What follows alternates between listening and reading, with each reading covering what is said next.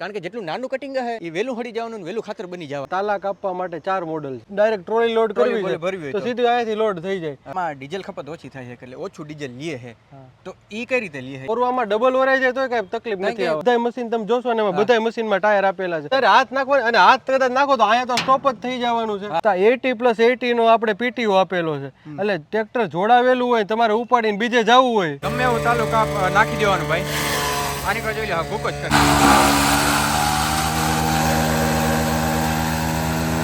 જો ભાઈ નારિયેળનો ભૂકો કરી નાખે કાઈ.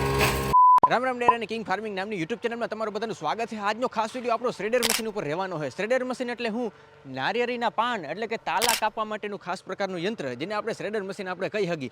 તમને પહેલી વહેલા સમજાવી દઉં કે આ શ્રેડર મશીનને આપણે જરૂર શું પડી છે. આપણા ગુજરાતમાં ભાઈ ઘણી જગ્યાએ નારિયેળીના ફાર્મ છે અને ખેડૂત બહુ જાજો એવો રૂપિયો કમાય છે. તો થોડાક સમયથી તમે જોતો હો કે નારિયેળીનું પ્રોડક્શન આપણું થોડું ઘટી ગયું છે. તો એ પ્રોડક્શન વધારવા માટેની તમને એક ટ્રીક દઉં, એક ટેકનિક દઉં. એની માટેની એક ટેકનિક છે નારિયેળી પાસેથી લીધેલી વસ્તુ નારિયેળીને જ પાછી આપી દેવાની. જેમ કે તમે મારી પાછળ જોઈ શકો હોવ આ હે નારિયેળીના પાન એટલે કે નારિયેળીના તાલા છે.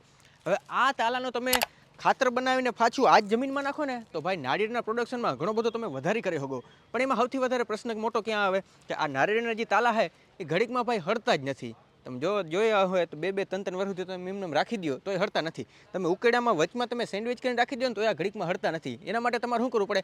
આ નારિયેળીના પાનને તમારે નાના નાના પીસ કરવા પડે. આ નાના નાના પીસ કરવા માટે સ્પેશિયલ ભાઈ શ્રેડર મશીન બનાવ્યા છે. હવે શ્રેડર મશીન માર્કેટમાં ઘણી બધી પ્રકારના છે. શ્રેડર મશીનમાં તમારે ખાસ શું જોવાનું કે શ્રેડર મશીનમાં કટિંગ નાનું થવું જોઈએ. કારણ કે જેટલું નાનું કટિંગ હે એ વેલું હળી જવાનું વેલું ખાતર બની જવાનું હોય. જેટલું મોટું કટિંગ હે એટલું ભાઈ તમારું ખાતર બનાવવામાં વાર લાગીએ. એટલે ઓછા સમયમાં ભાઈ તમે વધુ ખાતર બનાવી શકો. એના માટે આપણે ભાઈ શ્રેડર મશીનનો ઉપયોગ કરવાના છે. માર્કેટમાં મેં ઘણી બધી પ્રકારના શ્રેડર મશીન જોયા છે. મોટા પ્રકારના કટિંગ કરે છે, પ્લસમાં ડીઝલ બહુ જાજુ પી જાય છે અને કટિંગમાં ભાઈ બહુ મજા નથી આવતી. એમાં એક્સિડન્ટ થવાના ઘણા બધા ચાન્સીસ છે. તો તમારા માટે ખાસ એક શ્રેડર મશીન બતાવું. એક મશીન નહીં 4 મશીન દેખાડવાનું છે જેની પૂરી જાણકારી દે ભાવિનભાઈ. રામ રામ. રામ રામ. કેમ હે?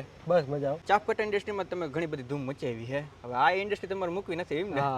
તો ભાઈ તાલા કાપવાના મશીન મને એવા દેખાડો કે જેમાં મેન્ટેનન્સ ના આવવું જોઈએ, ડીઝલ ખપતે ઓછી હોવી જોઈએ અને ખાસ કટિંગ ઝીણું થવું જોઈએ. આપણા બધાય મશીનમાં નોન મેન્ટેનન્સ છે પહેલા તો, અને લોડિંગ વ્હીલ અને હેવી કટર હોવાના હિસાબે ટ્રેક્ટર ઉપર લોડ પડતો નથી એટલે ડીઝલ કન્ઝમ્પશન તો ઓછું જ થવાનું છે. આપણી પાસે ટોટલ કેટલા મોડલ છે? આપણી પાસે અત્યારે તાલા કાપવા માટે 4 મોડલ છે. અચ્છા, આપણે આ મોડલ થી શરૂઆત આ બેઝિક મોડલ છે આપણું. અને મિની ટ્રેક્ટર 15 HP થી માંડીને ગમે એવડું મોટું ટ્રેક્ટર આમાં જોડી શકો તમે. ધારો કે કોઈ નાનું ખેડૂત હોય એના માટે સ્પેશિયલ છે આ. અચ્છા, ઓકે. તો આમાં બ્લેડ નું કઈ રીતે રહેવાનું હોય મને જરી કહી દો. આમાં 4 રોટેટિંગ બ્લેડ આવે એટલે ફરતી 4 બ્લેડ આવે અને એક ફિક્સ બ્લેડ આવે. બીજી ખાસિયત એ છે કે તમે જો આખું મશીન તમને પેક જ દેખાય. પેક દેખાય, ક્યાંય ચેન ચકેડા બહાર નથી. ક્યાંય ચેન ચકેડા બહાર નથી. એના હિસાબે હું વધારે પડતું કટિંગ મશીન ગમે એ હોય એનો ઉપયોગ વધારે પડતા લેડીઝ આપણે ખેતીવાડીમાં કરતા હોય એટલે કાંઈ વીટાઈ જવાની કે એવી એક પ્રકારની સમસ્યા આમાં નહીં રહે. કાંઈ હાથ બાથ આવવાની કે ભાઈ કઈ છે ને સમસ્યા રહેવાની જ નથી. ઓકે, તો આપણે 15 HP થી હાલવાનું મશીન રેડી. ચાલો હવે આ મશીનનું ભાઈ આપણે ટેસ્ટિંગ કરી લઈએ.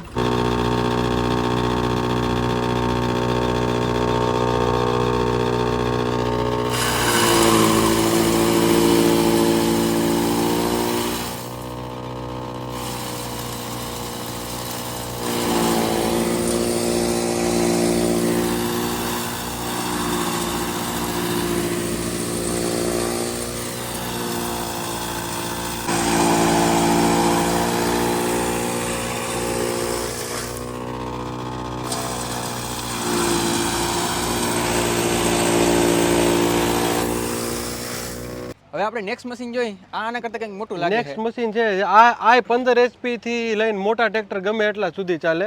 આમાં તમે જોશો કે આમાં છે ને આમાં 2 આઉટપુટ આપેલા છે. એક તો ઉપરથી જ્યારે કાઢવું હોય ત્યારે ઉપરથી મારો ડાયરેક્ટ ટ્રોલી લોડ કરવી છે તો સીધું અહીંયાથી લોડ થઈ જાય. અને નીચે તમે જો નીચેથી આઉટપુટ આપેલું છે એ નીચે તમારે આખું માનો કે આ જે પાળા છે આ વચ્ચે તમારે કટિંગ પાથરવું છે તો આખું વચ્ચે કટિંગ પથરાઈ જાય. જેમ કે મશીન મેં અહીંયા રાખ્યું છે, મારે અહીંયા જ પાથરવું છે તો અહીંયા પથરાઈ જાય. ડાયરેક્ટ તાલા હે ને ઓલા જવા દેવાનો, અહીંયાથી ટ્રેક્ટર જોઈન્ટ કરી દેવાનું સીધું. માનો કે આનો મેઇન ઉપયોગ ઈ જ થવાનો છે કે ભાઈ જે નાળિયેરી માંથી વસ્તુ નીકળે એને પાછું આપણે નાળિયેરીને ખપે તો એનો જે એનું લાઈફ જે છે એ વધી જાય, એમાંથી પ્રોડક્શન વધી જાય અને કાયમિક માટે જે કટિંગ જે કરેલું આપણે નાળિયેરીના પાળામાં પાથરી તો ભેજનું પ્રમાણ એમનેમ રહે એટલે પાણીનું પૂરતો આમાં ઉપયોગ થઈ શકે, પાણી વેસ્ટ જ ન જાય. એટલે આપણા ખેડૂતોનો મેઇન મોટિવ તો આપણો એ જ છે કે પ્રોડક્શન ધીરે ધીરે ઘટો માંડ્યો તો એ વધારવા માટેની આ નિંજા ટેકનિક છે. યસ. તમે મને આગળ થોડીક વાર પહેલા કીધું હતું કે આમાં ડીઝલ ખપત ઓછી થાય છે એટલે ઓછું ડીઝલ લે છે તો ઈ કઈ રીતે લે છે ઈ મને જરીક ડીઝલ ખપત ઓછી લેવા પાછળનું કારણ છે કે આમાં લોડિંગ વ્હીલ આપેલું છે એટલે એક વખત મશીન ફરી ગયું પછી તો ઓટોમેટિક લોડિંગ એને મળતું જ રહેવાનું છે એટલે ટ્રેક્ટરનું એમાં લોડિંગ ટ્રેક્ટરને પડવાનું નથી એટલે ડીઝલ ઓછું જ જોવાનું છે ને. સરળ ભાષામાં ભાઈ ફિઝિક્સમાં એક તમે સાંભળ્યું છે ઇનર્શિયા એટલે કે જડત્વ. કોઈ પણ વસ્તુ હોય ને એકવાર ફેરવવી પડે આપણે, એકવાર ફરી જાય પછી ઘડીકમાં વાંધો નથી આવતો. એટલે અહીંયા એક લોડ વ્હીલ આપ્યું છે જે આપણે મશીન ચાલુ કરવાના હોય તે લોડ વ્હીલ ફરી એટલે થોડુંક ત્યાં ટ્રેક્ટરને બર પડીએ પણ ત્યાં આપણું મશીન તો નો લોડમાં જશે, મશીન તો નો લોડમાં જશે. પછી જે ફરવા માંડીએ પછી ત્યાં ચકડ્યું પોતાનો પાવર દેખાડવાનો છે એટલે ધારો કે ઓરવામાં જરીક વધારે ઓરાઈ ગયું તો એ કેમ પ્રોબ્લેમ નથી આવવાનો? કાંઈ પ્રોબ્લેમ ઓરવામાં ડબલ ઓરાઈ જાય તો કાંઈ તકલીફ નથી આવવાની, પ્રોબ્લેમ થવાનો નથી. એક આરે 3-3 4-4 તમે તાલા જવા દો પણ મશીનને કાંઈ ઇફેક્ટ નહીં પડે એકેય પ્રકારની. સમજાઈ ગયું? હા ભાઈ, મશીન આપણું મિની ટ્રેક્ટરનું મશીન છે. ઓછામાં ઓછા 15 HP ની જરૂર પડે પણ મોટા ટ્રેક્ટરમાં તમે વાપરી શકો છો. પણ અત્યારે ભાઈ કેપ્ટનનું જે 18 એમાં ચાલુ કરીને તમે દેખાડી ઉપલો બ્લોવર આપણે ચાલુ રાખ્યો હોય, ઉપરનો બ્લોવર આપણે તમે નીચેથી આવો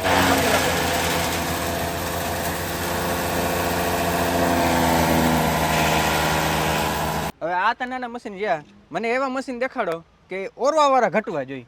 હવે આમાં કેશુરભાઈ આ મશીન જે છે ને આપણું 1500 મોડલ છે. આમાં ઓરવા વાળા 4-5 જણા હોય ને ત્યારે આ મશીનમાં ભેગું થાય એમ. સિંગલ નું કામ નથી. સિંગલ નું કામ સિંગલ કાપી શકે ખરા પણ આઉટપુટ સૌથી વધારે કાઢવું હોય ને તો 2 થી 3 થી 4 જણા આમાં ઓરવા વાળા જોઈએ. 4 જણા ગોઠવાઈ જાય. જો બંધ પડ્યું તો ભૂંડા બહુ લાગે. આપણે હમણાં ચાલુ કરીને જ દેખાડી છે આપણે મશીન એટલે ખ્યાલ આવે કઈ રીતના શું કામ કરે છે મશીન. મિત્રો લાઈવ તમને હે ને ચાલુ કરીને દેખાડ્યું તો તમને જરીક વધારે મજા આવે છે.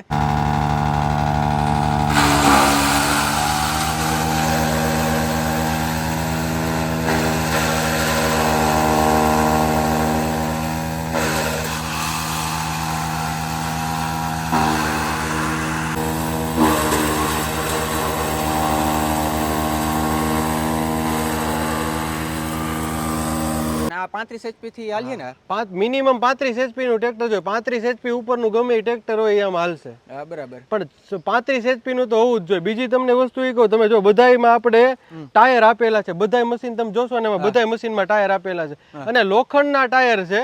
અને ટાયર આપવાનું તમને કારણ કહું કે માનો કે આપણા ખેડૂ હોય ઈ મશીન જોડાવા જાય તો એકલા પોતે જ જોડાવાના છે. થોડુંક મશીન આગું પાછું કરવું હોય તો થોડુંક મૂવેબલ એની રીતના કરી શકીએ. હા, ટાયર આપવાનું મેઇન કારણ ઈ. સમજાઈ ગયું. અને ફીડિંગ માં રોલર આપેલું છે આપણે જે મશીન બધાય મશીન ની ફીડિંગ ટ્રે છે ને એ ફીડિંગ ટ્રે માં આપણે રોલર આપેલું છે જેથી માનો કે તાલુ ખાલી મૂકી દો એટલે ઓટોમેટિક લસ્તરી ની અંદર વ્યૂ જવાનું છે. વધારે હાથ આપણે અંદર ના નાખો, વધારે હાથ નાખવાનો અને હાથ કદાચ નાખો તો અહીંયા તો સ્ટોપ જ થઈ જવાનું છે. હા, એટલે એક્સિડન્ટ ની શક્યતા છે જ નહીં આમાં એકે પ્રકારની. ખાસ પૂછવાનું હોય કે આટલા આપણા જેટલા મશીન છે એમાં ખાસ મેન્ટેનન્સ કેવું રહેવાનું છે? મેન્ટેનન્સ જો એમાં જે અંદરની કટર આવી કટરમાં આપણે એકદમ હાઈ ટેન્શન નટ બોલ્ટ નો ઉપયોગ કરેલો છે અને બ્લેડ નું તો તમને ખબર છે HSS ની બ્લેડ આવે એટલે બ્લેડમાં કોઈ પણ પ્રકારની કઈ તકલીફ નથી લેવાની.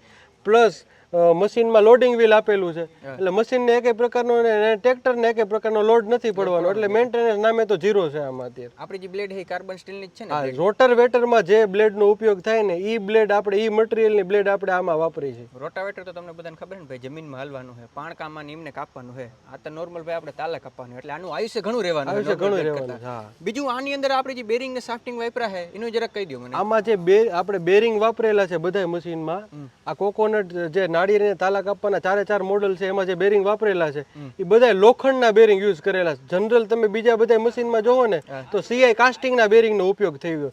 આપણે આમાં એકે પ્રકારના CI કાસ્ટિંગના બેરિંગ વાપરા જ નથી. આપણે બધામાં લોખંડના બેરિંગ અને લોખંડ એ ટેમ્પર્ડ લોખંડ બેરિંગ વાપરેલા છે આમાં. સમજાઈ ગયું. કાસ્ટ આયર્ન ઓલું જીરીકોરમાં બટકી જાય બરડ આવે પણ આ મશીનની હેવી ડ્યુટી આપણે વધારવા હાટું થઈને આપણે આમાં લોખંડના બેરિંગ અને હેવી શાફ્ટિંગ બેની શાફ્ટિંગનો ઉપયોગ કરેલો છે. ભાઈ તમને બધાને ખબર છે નારિયેળના જે ખેતર હોય એ બધા મોસ્ટ ઓફ દરિયા કાંઠે રહેવાના છે એટલે વધારે કટાઈ જતા હોય તો આપણું મશીનમાં ભાઈ મજબૂતાઈ કેવી છે મને જરા આ મશીનમાં આપણી મજબૂતાઈ કહે તો બધાય મશીનમાં જે આપણી રોલર બોક્સ છે 6 mm ની હેવી પ્લેટમાંથી બનેલું અને જે એની બોડી જેટલી મજબૂત બનાવવામાં આવેલી છે કે અંદરથી કાંઈ વસ્તુ ભાંગી તૂટીને બહાર જ ન નીકળી શકે એ ન્યાય બોડીમાં પડ્યું એટલે ન્યાય એક્સિડન્ટના 0% ચાર્જીસ થઈ ગયા. સમજાઈ ગયું. હું આની કરતા તમે જોઈ શકું હું જે આપણા 3 પોઈન્ટ લિંકેજ છે ટ્રેક્ટરમાં લાગવાના છે એ એડજસ્ટેબલ દીધા છે. એનું કારણ હવે માનો કે બધાય અલગ અલગ ટ્રેક્ટર હોવાના છે એટલે બધાયના બાવડા લાંબા ટૂંકા હોય રહેવાના છે એટલે ત્રણેય જે 3 પોઈન્ટ લિંકેજ છે એ એડજસ્ટેબલ છે એટલે આગળ પાછળ જેટલું તમે કરવું હોય એટલું ટ્રેક્ટરના હિસાબે તમારે કરી લેવાનું. પ્લસ એક બીજી વસ્તુ કહું તો 80+80 નો આપણે પીટીઓ આપેલો છે, એટલે ટ્રેક્ટર જોડાવેલું હોય તમારે ઉપાડીને બીજે જવું હોય તો તમે આમાં જઈ શકો, કારણ કે પીટીઓ એટલો મૂવેબલ થઈ શકે. પ્લસ તમને એક ત્રીજી વસ્તુ કહું કે પીટીઓ ની ફ્લાંજ જે છે એ તમે જોશો કે આ સિંગલ માં બહાર નીકળી જાય. પીટીઓ ની ફ્લાંજ જે છે એ આખી અખંડ છે, એ સિંગલ પાર્ટ માંથી ફોર્જિંગ થઈ ગયેલી છે, એટલે એ તૂટવા ભાંગવાની કે આઉટ ફરવાની કે એવી એક પ્રકારની તકલીફ ક્યારેય ન આવે. આમાં ટ્રેક્ટરની રેસ આપણે કેટલી દેવી જોઈએ મને ખાસ આમાં ટ્રેક્ટરની રેસ આપણે 11 થી 12 ઉપર રાખવી પડે, એટલે એવું ડીઝલ કન્ઝમ્પશન 11 થી 12 ઉપર હાલે એટલે ઓછું જ થવાનું છે. અને એક વખત ફરી ગયા પછી મશીનમાં એક પ્રકારનો લોડ આવવાનો છે નહીં, છે જ નહીં, ગમે એટલું ઓરી નાખો. બીજું મને ખાસ આ જે મશીન છે એ ખાવ અલગ પ્રકારનું દેખાય છે, અને પહેલા આપણે આનો વિડિયો બનાવ્યો છે. હા, આ મશીન આ શેડર જ છે આપણું, પણ આ આખું અલગ. આ બધા જે શેડર છે એ હોરિઝોન્ટલ શેડર છે, અને આ શેડર છે વર્ટિકલ શેડર. વર્ટિકલ શેડર એટલે કાતર કેમ કાપે, કાતર જેમ કપાય આમાં. આ મશીન એટલું હેવી જ છે, આમાં મિનિમમ 35 HP નું ટ્રેક્ટર જોઈએ. 35 સબ ગમે એટલું ટ્રેક્ટર હાલે, પણ મિનિમમ 35 HP નું ટ્રેક્ટર જોઈએ આમાં. અને આનું આઉટપુટ બહુ જાજુ છે. આ માનો કે જે સ્પેશિયલ ભાડા કરવા માટે જે મશીન લઈ જતા હોય એના માટે સ્પેશિયલ મશીન છે. સમજાઈ ગયું ભાઈ. આ મશીન નું તમે એકવાર જરીક જોઈ લો, આની ભાઈ ડિઝાઇન જ આખી અલગ છે. આમાં સ્પેશિયલ ઓલા વ્હીલ દીધા છે. હા, એટલે જો કે આ મશીનનો વિડીયો આપણે ઓલરેડી આપણે બનાવેલો છે, એ ખેડૂતોને ભાઈ ઘણો બધો પસંદ આવ્યો છે. છતાં પણ ભાઈ એક મશીન તમને લાઈવ ડેમો ચાલુ કરીને તમને દેખાડવાના છે. હવે જે આપણું મોટું મશીન છે એનું જરાક તમને કટિંગ બતાવી દઉં. અહીં ઘણા બધા ખેડૂત મિત્રો આવી ગયા છે જોવા માટે.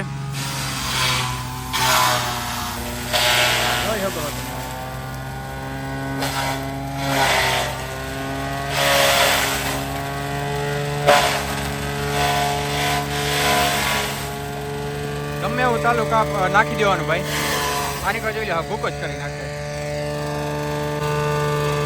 આ ઉપરાંત તમારે નાળિયેર નાખવું હોય, નાળિયેર ને ભાઈ આવી રીતના કરી નાખે.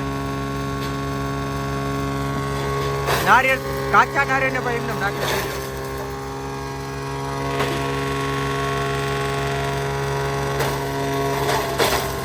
જો ભાઈ નાળિયેર નો ભૂકો કરી નાખે. દેખાય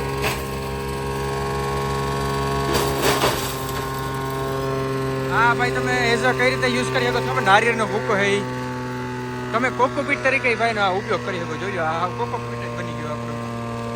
બસ તો ખેડૂત મિત્રો આજના વિડીયો માટે એટલું જ. અને આ મશીન તમારે વધુ જાણકારી લેવી હોય તો ભાઈ મેં ડિસ્પ્લે ઉપર નંબર દીધા છે, એના ઉપર તમે ફોન કરીને વધુ જાણકારી લઈ શકો. અને આ મશીન તમારે લાઈવ રૂબરૂ જોવા હોય તો જય ભવાની ઇન્ડસ્ટ્રી, જસદણ, રાજકોટ જિલ્લો, તમે ન્યા જઈને ભાઈ આની લાઈવ રૂબરૂ ચકાસણી કરીને તમે લઈ શકો. આજનો વિડીયો આપણે પૂર્ણ કરી નાખી. મળી નેક્સ્ટ આવા જ ફાર્મિંગ વિડીયો સાથે. ત્યાં સુધી બધાને રામે રામ ડેરન.